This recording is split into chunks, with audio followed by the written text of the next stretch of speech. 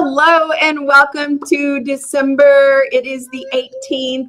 I don't know about where you are, but where I am, it is very dark outside. It's a little weird, but it is December and it is Wednesday and it is time for the Lit Gals. And I am Martie Hoofer and I am so happy to be here with my friends Morgan and Anna. So because we always have so much to talk about, I'm not going to say anymore. Morgan, tell us about yourself. Hello, I'm Morgan Mason. I am one of the professional learning specialists here at Keep Indiana Learning. And I agree, Marty, it's a little dark and gloomy out, but looking forward to our conversation today and the holidays right around the corner. Hello, everyone. My name is Anna Cook, and I'm a literacy specialist, just going all around Indiana and neighboring states and just spreading literacy joy and cheer. I love winter. That's all I have to say. I love winter. I did not know that about you. Yeah, I really do. I really do. I feel like a somewhat unpopular opinion. That's the one who you talk to. Yeah. So I love our topic. Okay. Interesting enough. So I think, and what I'm about to say does tie to reading. You'll just have to follow my path. We have a topic today called winter fun.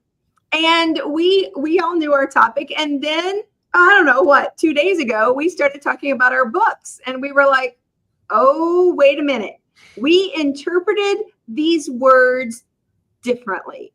And I had a completely different take than my other friends did, which is, I think, is an interesting conversation to think about with literacy, about how words have meaning and words, but context matters, but what also we bring to the conversation matters. So what are your thoughts on interpretation and reading and all of those things?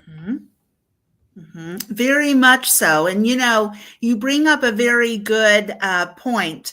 When we as educators speak to our students about maybe even writing about winter fun or picking up a book about winter fun, and we have one definition of what we meant by winter fun, and they've got another. And so I think that we need to be, especially when we're teaching, very explicit in what we mean, right? Yeah. And I think to add to that, depending on what you are wanting as a teacher from your students, I think being open to other interpretations. Just because you are the teacher doesn't necessarily mean that that's how it has to be interpreted. I think like hearing, oh, okay, you interpreted that way, then go with that. Like creating that space for them to feel comfortable being like, hey, Mrs. Hoofer, like, this is how I thought of it. Is it okay if I run with it this way instead? So I think that's an interesting way to think about it. That's what I think too. And because the way I interpreted it, winter fun, I interpreted it as things you could do in the winter, which totally works. Like, what are things you can do? But then there's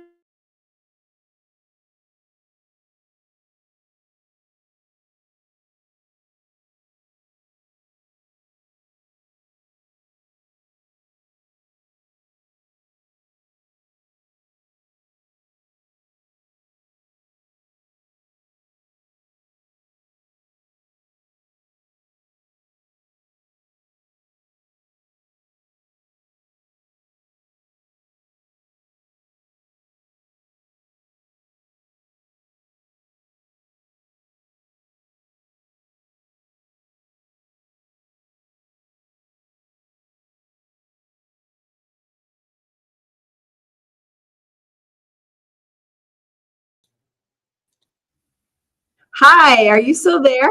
I'm here. My screen went black and I just quit talking. This has never happened to us. No, this is a first. Here we are, episode 30. Did everybody just black out? Yes. Yeah. This has never happened. No, never. I thought it was just a me issue. I did too.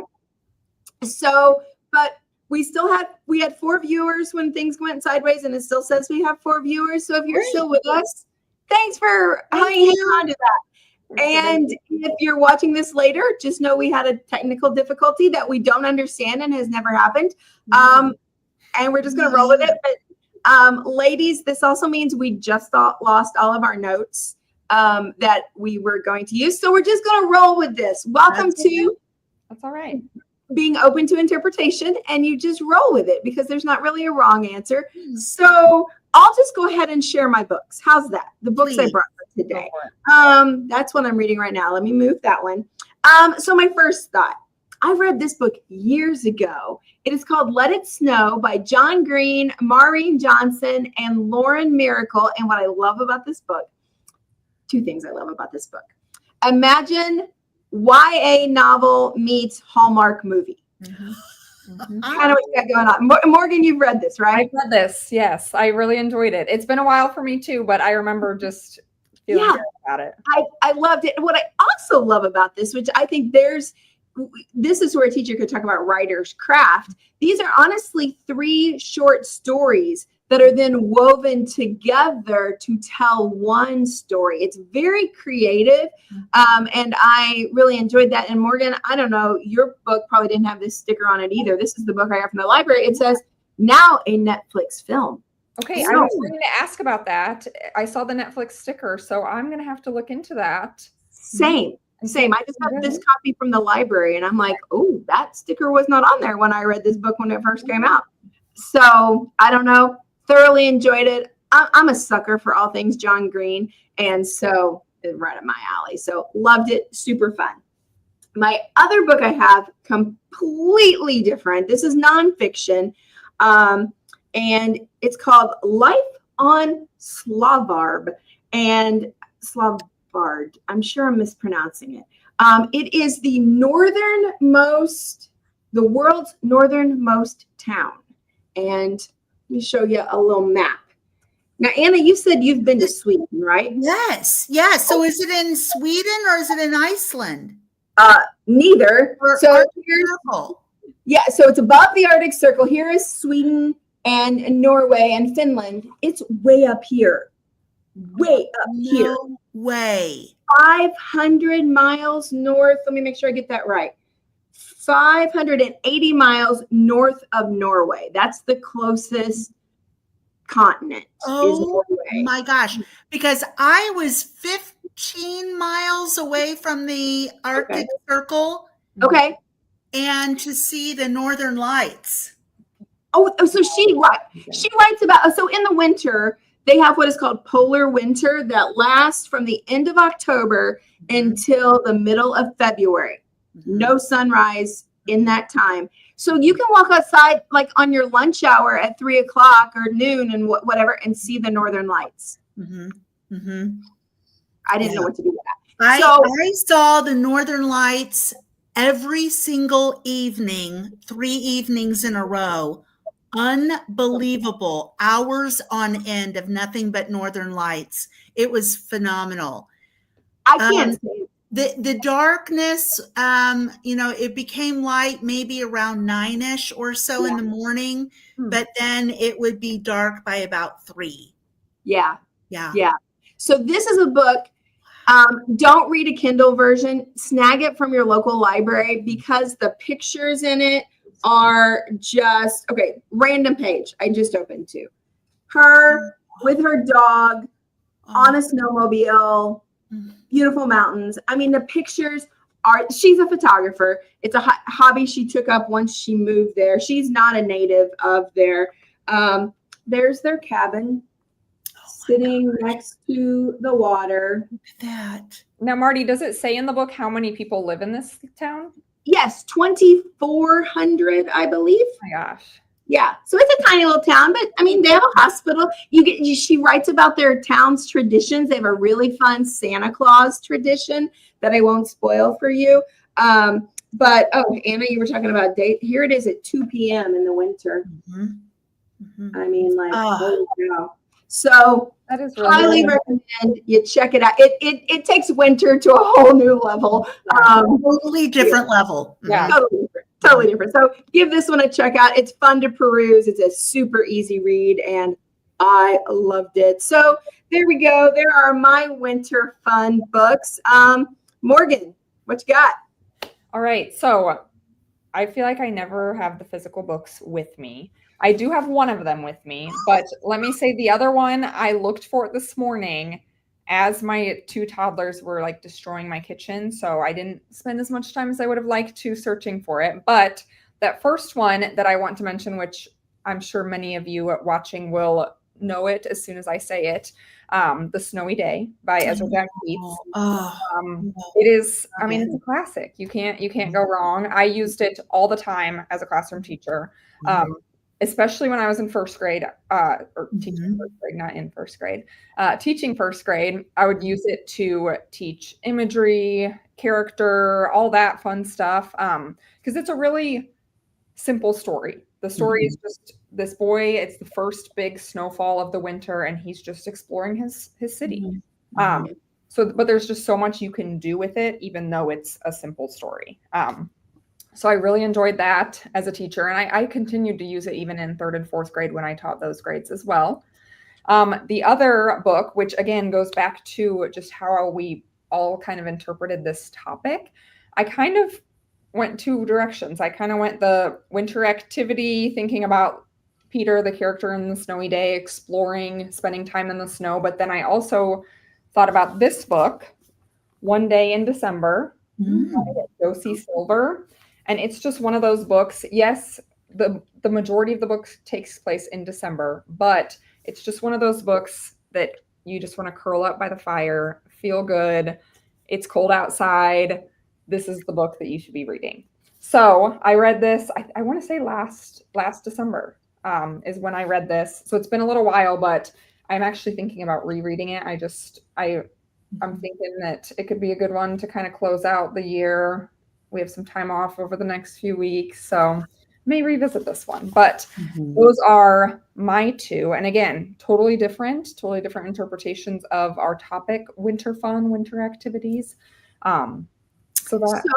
So Morgan, you bring up an interesting comment. That's something I don't think we've ever talked about as the Lit Gals, are books we would be willing to reread. That's a whole show topic about rereading books. So I love it that you're thinking about rereading that one just because it feels good. Yeah. And I don't do that often, but it's one of those things where I don't remember a lot about the book. I remember the preface of it, and especially reading the back, I was like, oh yeah, I remember that. But I just remember that it made me feel really good. I love it. Yeah, so I may do that. We'll have to add that to our list of topics for the future. Yeah. Anna, what about you? Yeah, so Anna, how did you interpret this? So I interpreted it as things to do outside in the wintertime. So guilty as charged. I'm the one that made the SOS text to both of you and said, what are we doing now? Because I was expecting activities to do outside in the wintertime. So this is one of my favorite books, and that is called Winter Walk. And I know, Martie, you and Morgan do this or have done this a lot, and that is in the wintertime, bundling up the kids and going on a walk, right? And seeing what we can see during the wintertime and how it changes from spring, summer, and fall, right? And it would be very wonderful if there's some snow so we can see some animal tracks, but sometimes that doesn't happen here in Indiana anymore. But Winter Walk is just a lovely, and the illustrations are just beautiful. That's what I was going to ask. The cover is gorgeous. Just, blue spruce branch. Okay. The pine cones, etc. It's lovely. It's lovely. Yeah. So then after I conferred with both of you, and both of you were talking about books and everything, fiction books, etc., I'm not going to give you who wrote it. Because we know.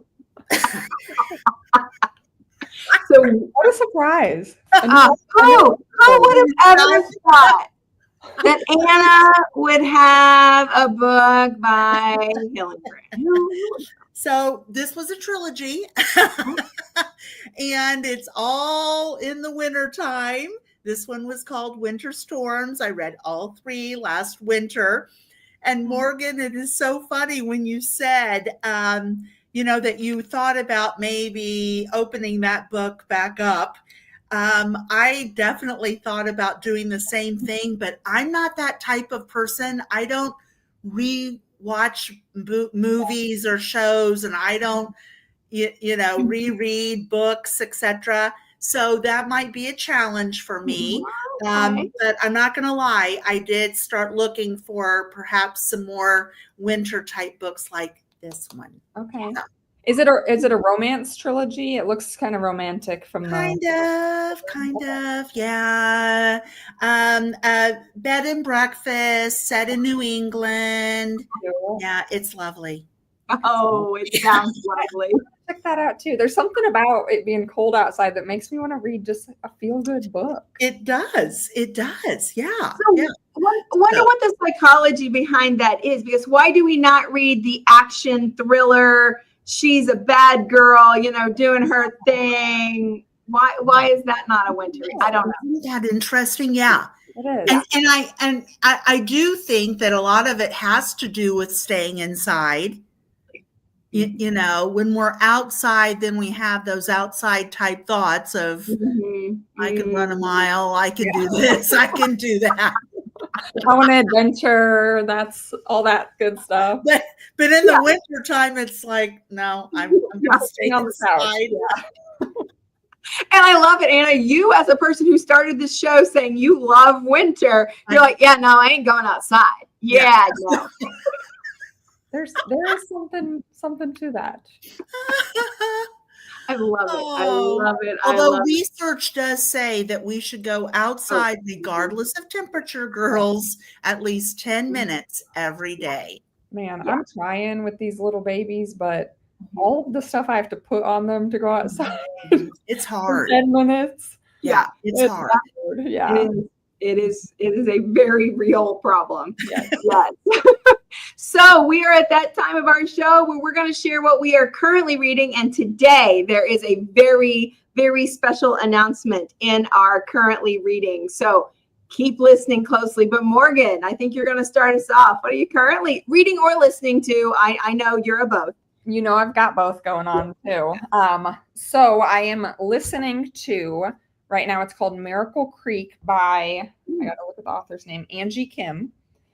And it is a mystery, but it's different from a normal mystery that I would pick up and read, because it is the book is based on the trial of this woman who is being accused of being a part of the murder of her child.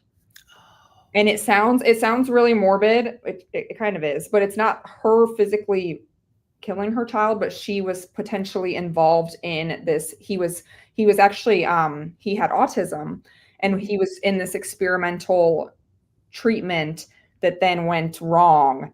And she is now being accused. So it takes place during the trial. So then it keeps flashing back to different events and why she is being accused and all of these different things. It's very interesting. I don't have a grasp on, okay, is she going to be guilty? I don't know where it's going.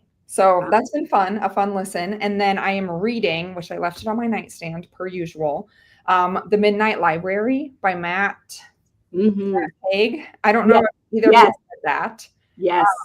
I'm about, I'd say probably a third done, and it's starting to get really good. When I first picked it up, I was like, okay, I don't know about this. And now it's really starting to take off. And I'm like, okay, this is interesting. Another one that's outside of what I would normally choose, but it's piqued my interest. And it's all about, like, if you had, well, I don't want to give too much away, but if you had the chance to relive your life in so many different ways based on the decisions that you make, that's all I'll say, is that it's all the different lives you could have lived based on the choices. Did this come recommended, Morgan, or did you read about it? Or I had one of my friends, she recommended it, and then I went on Goodreads, and it has so many 5-star reviews.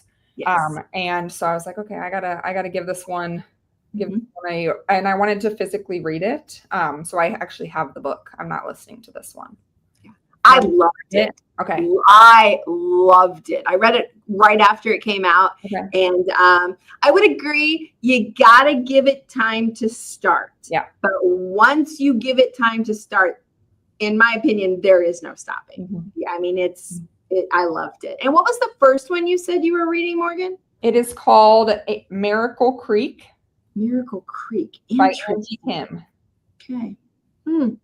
Those are very different books you're reading. Very different and very different than what I normally choose to read too. But Myracle Creek is another one that I can't remember who recommended it to me, but it's been on my Goodreads list for a long time. And I finally got it on Libby.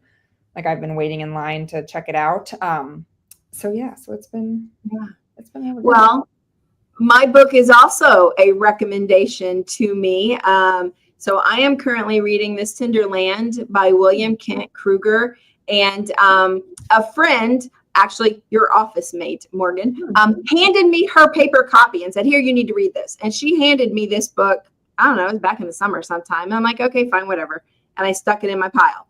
And didn't really think much more about it. And then my best friend, who's a reader, just finished this. And she's like, have you read this yet? And I'm like, no, but it's in my pile. She's like, you need to move that up your pile. I'm like, okay. A third person recommended it to me within like a week. And I'm like, fine. I will pick up this book. I really just want to sit and read this book. The cover of it says, if you liked Where the Crawdads Sing, you'll love This Tender Land. And I completely agree. The writing is beautiful, not hard, completely approachable, but it's beautiful craft. And it's a great story. I love the characters. I have no idea where this is going. What I will say is that the boy main characters that I know at this point, I know 3 boys, they lived in a home in Minnesota, 1930s, where Native Americans were taken from their families and forced into these residential homes. Now, these boys are not, they were orphans, and the county didn't know what to do with them, so they stuck them in the home with the Native Americans. And so there's some historical layers going on that I really want to read the author's notes at the end, but I'm afraid it'll give stuff away, so I'm not doing that yet. But it's stunning. I've never heard of this guy, and he has a list of books. I bet there's 20 books listed in the front of this book that he's read. That's awesome. So you guys don't know him either, apparently. Can I borrow? Absolutely. Anna, I should be done with it. Yeah, I should be done with it in the next week. I can bring it to your house. Thank you. So loving it. Can't wait to read more. It's fantastic. So there's my current read. So Anna, what are you currently reading? Here's our special announcement. Well, I read. Oh, okay. Read. Out of My Mind. Tomorrow, the Lit Gals and Yay Stim are going to be with Sharon Draper. I am so excited. Unbelievable book. Lovely, just wonderful, wonderful book. But I've got to tell you something. I watched the movie on Disney. It's on Disney Plus. That was hard.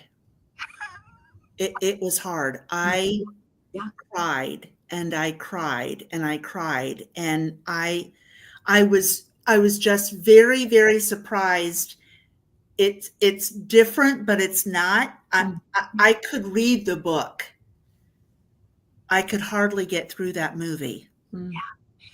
So a story, a friend of ours, a colleague here at Keeping It Learning, came in and saw this book laying on my desk, and he knew about the show Tomorrow with Sharon Draper. And he said, I asked him if he'd read it. He goes, yeah, years ago, he used to teach 5th and 6th grade.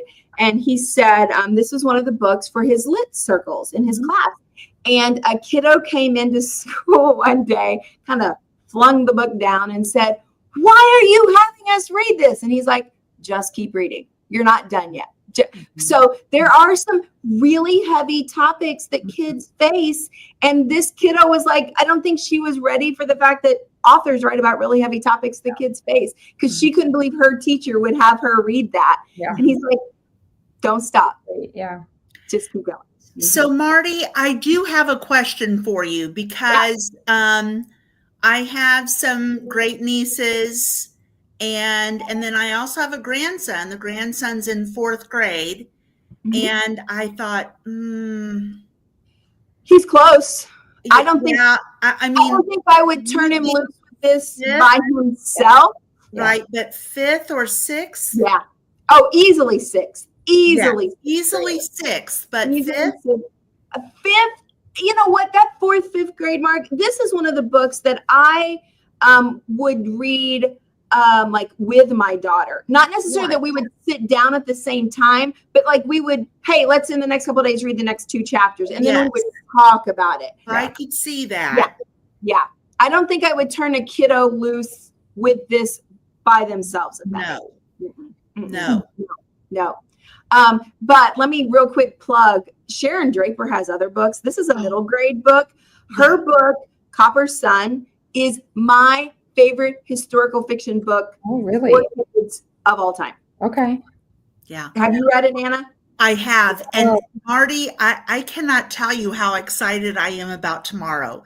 This is going to be so wonderful. Yeah. I mean, it is quite the coup of us getting her. Yeah. Yes. Yeah. Absolutely. So. All right. Well, we are out of time. It is our 30th episode, which is so very exciting. A fun little milestone to hit here at the end of the year.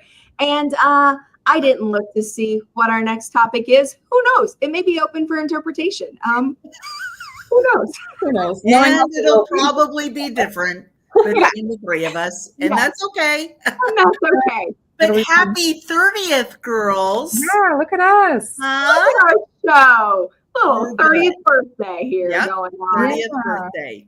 All right. Well, thank you, ladies, so much. What a great show. And as always, be well. Do good work. Keep in touch.